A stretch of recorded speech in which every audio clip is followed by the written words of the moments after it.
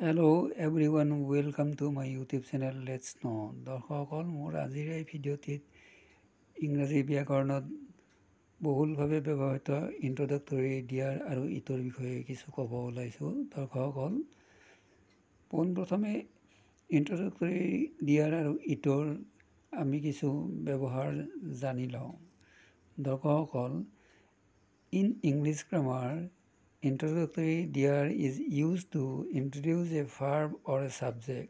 For example, there is a cat on the table. এই বাক্যটোত there introduces the subject a cat. গতিকে দিয়াৰটো ইয়াতে introductory দিয়াৰ হিচাপে ব্যৱহাৰ হৈছে। আকৌ introductory it is used to introduce a clause or a statement. For example, it seems that she knows well.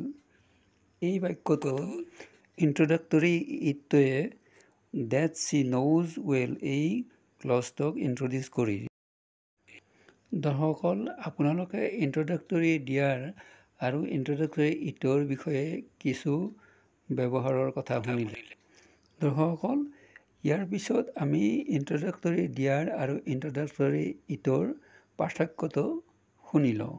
দৰ্শকসকল introductory there emphasize the existence of something while introductory it introduce a clause or a statement. দৰ্শকসকল introductory there কোনো এটা বস্তুৰ অস্তিত্বৰ কথা দোহাৰে, আনহাতে introductory ইটে কোনো এটা close বা উক্তিক বা ষ্টেটমেণ্ট এটা ইন্ট্ৰডিউচ কৰি দিয়ে।